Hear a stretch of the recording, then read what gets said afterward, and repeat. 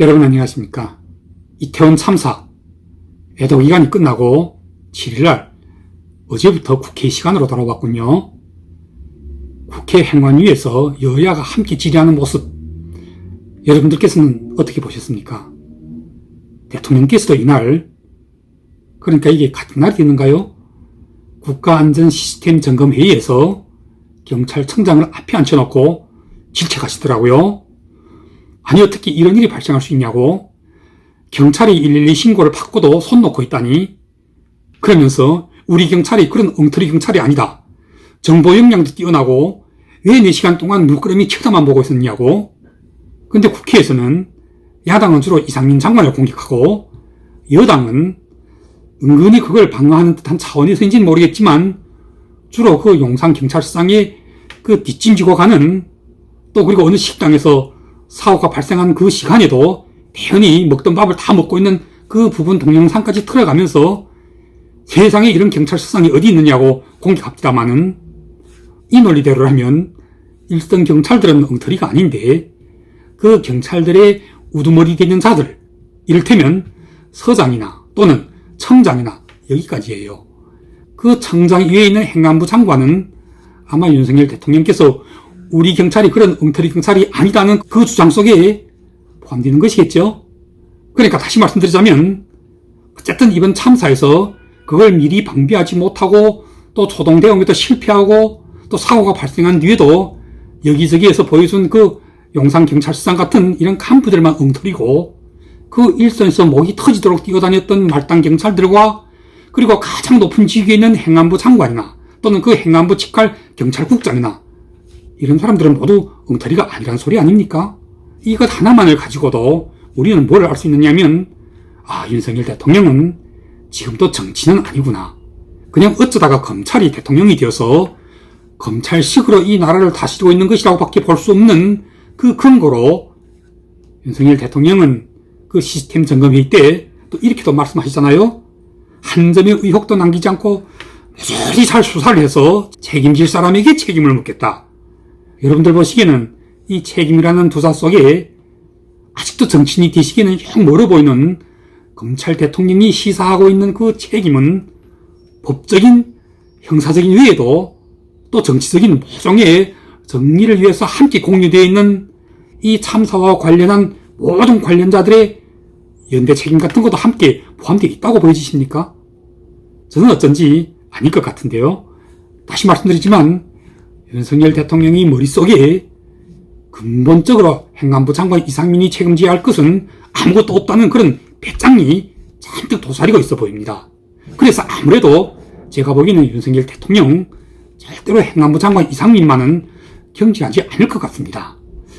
대신 그 이하의 경찰청장이나 또는 용산경찰서장이나 또는 그 무슨 신고센터의 센터장이나 이러한 아마 이미 입건이 되어 있는 자들에 대해서는 그야말로 인정사정 볼 것 없이 아주 호되게 다스릴 것으로 보입니다만, 그러나 그게 어쩌면 이 윤석열 정권의 검찰 출신의 대통령만이 해낼 수 있는 장점이 될 수도 있겠지만, 또 따라서는 결정적인 맹점이 되어버릴 가능성도 아주 없지 않은 것입니다.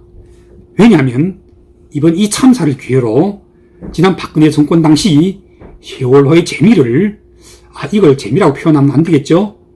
이 세월호의 덕을 아주 많이 보았던 진보 좌파는 대통령까지 끌어내리고 나아가서는 정권까지 빼앗지 않았습니까? 오죽했으면 당시의 야당이었던 민주당의 당대표 문재인은 세월호에서 조난당한 어린 학생들의 죽음을 향하여 미안하고 또 고맙다고까지 했겠습니까? 혹시 그 방명록이 실수였을 수도 있겠지만, 그러나 실제로 그 아이들의 죽음이 한 나라의 정권을 무너뜨리고 그 틈을 타서 문제는 대통령까지 되지 않았습니까? 그런데 이번 이 이태원 참사와 관련해서도 또 이번에야말로 둘도 없는 좋은 기회라고 떠버린 자가 있더군요. 이름하여 윤석열 대통령의 멘토라고 스스로 자부하기도 한다는, 그런데 나는 그런 멘토를 둔 적이 없노라고 단 한 번도 성명을 내놓은 적이 없는 윤석열 대통령과 그리고 그의 부인이신 김건희 여사, 그야말로 갈라놓을래야 갈라놓을 수가 없는 천공이라고 하는 그런 인간인지 아니면 짐승인지, 솔직히 진짜로 분간이 잘 안 될 지경의 그런 백발의 늙은 짐승 하나가 이 대한민국에 있죠. 그리고 그런 짐승을 붙여쓰면서 매일같이 그런 정신병자 같은 자의 망발을 열심히 경청하고 계신 국민들도 또한 한둘 아닌 줄로 압니다.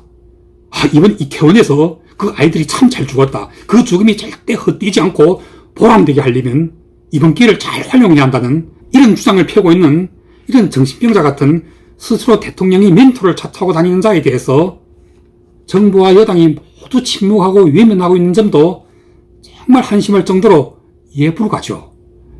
문제는 이런 자가 바로 저쪽 진보 좌파 쪽이 아닌 이 여권 쪽에 보수파 진영이 있다는 사실 아닙니까? 이런 자를 이대로 멀쩡하게 둬두고 보수파 국민들이 어떻게 그 털보 김어준이나 또는 황운하 같은 자를 가리켜서 너희들은 직업적인 음모론자들이야 이렇게 비판할 수가 있겠습니까? 책임이라는 것은 보통 아래로부터 위로 올리지는 것이 아닙니다. 먼저 위로부터 아래로 내리묻는 것이 상식이죠. 때문에 다시 한번 공고를 합니다만은 이건 공고라고 해야 할지 아니면 경고라고 해야 할지 아무튼 먼저 정치적으로 경찰을 주관하고 있는 정부 부처의 최고 수장인 행안부 장관 그리고 그 아래로 경찰국장, 경찰청장 이런 윗대가리들부터가 그 어떤 자들도 책임지는 모습을 보여주지 않게 만들면서 말단의 경찰 간부들부터 단죄하는 것은 결코 정도가 아니라는 사실입니다. 콩마치도 지금 이재명을 수사하면서 그 수사의 칼날이 이미 이재명의 턱 밑에까지 가닿아 있음에도 불구하고 윤석열의 검찰은 정작 윤석열 대통령에 있어서는 지기지우 또는 옛 상관이라고 할 수 있는 박영수 특검은 아직도 잡아들이지 않고 그냥 멀쩡하게 바깥에 내버려두고 있는 것과 똑같아지기 때문인 것입니다. 때문에 이재명을 잡으려면 반드시 먼저 박영수 특검부터 잡아 넣어야 합니다. 또 그리고 그 참사 당일날에 그 참사가 발생하고 있던 시간대에 뒷짐나지고 느릿느릿 걸어갔던 용산경찰서장 이사를 잡아넣기 전에 행안부 장관, 경찰청장 옷들부터 먼저 벗기셔야 하는 것입니다. 따라서 집권 여당과 그리고 이 여당을 지키고자 하는 보수파 국민들도 김어준, 황운하 같은 이런 직업적인 음모가들을 비판할 때 먼저 자기 보수파 내의 그 천공 같은 늙은 정신병자가 스스로 대통령 부부의 멘토로 자처하고 돌아다니는 데 대하여 그와 같은 자들의 망발이 여기저기 언론에서 어필되고 있는 데 대하여 오히려 김어준이나 황운하 같은 자들을 비판하는 그 2배, 10배 이상의 강도로 먼저 자기 내부의 이와 같은 더러운 음모 책동에 대해서 비판해야 하는 것입니다. 자, 이 문제는 여기까지 하고 그럼에도 불구하고 제가 정치인 대통령 윤석열이 아니라 오히려 검찰이 다스리는 말하자면 검찰 대통령의 이 정권 하에서 진보 좌파와 더불어민주당이 어떻게 하나 이번 이태원 참사를 다시금 또 세월호로 만들어서 그 세월호 때처럼 그 세월호 앞에서 너무나도 허황하게 여지없이 무너져버렸던 그 박근혜 정권을 다시 재현해보려고 한다면 그건 정말 번지수를 잘못 잡은 것이고 한마디로 하면 헛꿈의 개꿈으로 끝나게 될 것이라는 점을 미리 말씀드리고자 합니다. 그 이유는 아주 간단합니다. 우선 한마디로 하면 윤석열은 절대로 박근혜가 아니기 때문인 것입니다. 제가 여기서 대통령 또는 전 대통령 호칭은 생략합니다. 이미 앞에서도 잠깐 말씀드렸지만 오히려 정치적이지 않고 오히려 검찰 출신의 대통령으로서 머릿속에 그 정치적인 책임의 공유의식이라는 것은 꿀만치도 없고 오로지 법대로 오로지 법을 위반한 자들에 대해서만은 법에 의해서 하나도 빠져나가지 못하게끔 만들 것이라는 어쩌면 고집스럽기까지도 하고 또 우직하게 보일 수도 있는 이런 불도저 같은 뚝심 그 뚝심 내지 근성이 오히려 지금의 이 야당을 이끌고 있는 당대표 이재명 같은 그 교활하고 교사스럽고 한마디로 기름장어 같은 나아가서는 흰 것도 검게 만들 수 있고 또 검은 것도 희게 만들 수 있는 그런 온갖 능수능란한 위협과 공갈과 타협 그리고 그 모든 정치적인 수완과 농간들이 지금 거의 하나도 먹히지 않고 있다는 사실인 것입니다.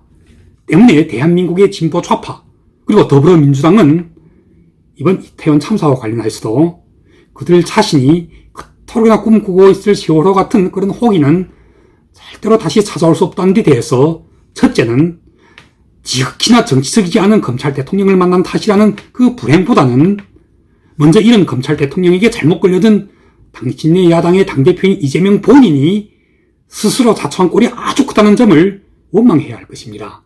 이를테면 말이에요. 지금의 이 이재명이 만약 이재명이 아니고 문재인이었다면 어떻게 되었을까요? 최소한 문재인은 그런데 이 문제는 요즘 그 김정은한테서 받은 개를 못 키우겠다고, 그것도 정부에서 그 개한테 드는 돈을 안 준다고, 그래서 그럴 거면 이 개를 나라에서 책임지고 가져가라는 소리잖아요. 정말 이렇게나 시시하고도 좀스러운 남자. 거기다 더해서 이 세상의 모든 반려견을 키우고 있는 일반 국민들의 그 일반적인 인성이 상식선에도 이르지 못하는 이런 시시한 인간 정말 처음 봅니다. 때문에 제가 오늘 논평에서는 원래 이 문재인에 대해서도 몇 마디 하려고 준비를 했지만 정말 밥맛이라서 여기서 멈추도록 하고 마무리하겠습니다. 우선 첫째, 윤석열 대통령께서 이번 이태원 참사와 관련하여 반드시 책임은 물으시되, 책임이라는 것은 아래로부터 위로 올라가면서 묻는 것이 아니라 먼저 위로부터 정치적으로 하나둘씩 내려가면서 그 말단에 이르기까지 사법적으로도 하나도 놓치지 말고 호되게 추궁하는 것이 좋을 것입니다. 다음 둘째는 이번 이태원 참사, 이건 결코 단순한 사고가 아니라 확실하게 참사라는 사실을 대통령 입으로 직접 규정해 주셔야 합니다. 어떻게 하나 대통령과 그리고 이 정권을 위해서 참사를 그냥 단순 사고로 고집하고 계신 보수 우파와 그리고 이 집권 여당과 그리고 함께 이 진영에 몸담고 있는 그 정신병자 같은 미친 유튜브 농객들, 그 가운데서도 특히는 이번 참사의 1차적인 책임은 다른 누구도 아닌 바로 사망자 본인들에게 있다고 주장하는 이런 자들에 대해서는 엄정하게 경고를 주셔야 합니다. 따라서 보다는 그 스스로 대통령 부부의 멘토로 차차고 다니는 천공이라는 늙은 정신병자, 아니 이건 정신병자라고 붙여주기에도 아까운 한마디로 짐승입니다. 짐승보다도 못한 자입니다. 이런 자를 결코 멘토로 두었던 적이 없었음을 대통령께서 직접 성명해 주셔야 합니다. 다음 셋째는 자기가 살기 위해서 이번 이태원 참사와 관련하여 야당 전체를 이끌고 그의 일말의 승산이라고는 보이지 않는 이런 황당한 정쟁을 일으키고 있는 이재명을 빨리 잡아들여야 합니다. 하루라도 한시라도 빨리 잡아들여서 그가 이 대장동 일당들과 함께 저질러온 범죄 사실들을 청천백일하에 국민들 앞에 모조리 공개해버려야 합니다. 그런데 가능하다면 이재명과 함께 또는 이재명보다 담은 하루 이틀이라도 먼저 박영수부터 잡아 넣으셔야 합니다. 그러고 나서 이재명을 촉친다면 명분에 있어서도 훨씬 더 우위를 차지할 수가 있죠. 그러니까 담은 하루라도 먼저 박영수부터 잡고 그 다음에 이재명을 촉쳐라. 저는 이렇게 주장합니다. 그리고 네 번째, 이건 마지막입니다. 이미 애도 기간도 끝났고 또 그동안 사과도 많이 하셨고 또 분향소도 한두 번 아니게 방문하시면서 윤석열 대통령 잘하셨습니다. 특히나 김건희 여사께서도 이 애도 기간에 보여주셨던 모습들, 그만하면 이제는 정말 국민의 사랑을 받는 부인으로 돌아오실 수 있다고 보여집니다. 자고로 전사부망은 후사지사라고 하지 않습니까? 세월호가 어떻게 박근혜 정권을 무너뜨릴 수 있었는지에 대한 교훈을 절대로 있어서는 안 됩니다. 그 근본적인 박근혜 정권이 무너질 수밖에 없었던 가장 근본적인 원인은 다름 아닌 바로 김무성, 유승민이 무리들이 내부에서부터 배신했기 때문이고, 이 자들이 바로 내부에서부터 무리를 지어서 외부의 적들인 더불어민주당과 손을 잡았기 때문이라는 이 사실, 이걸 절대로 간과해서는 안 되는 것입니다.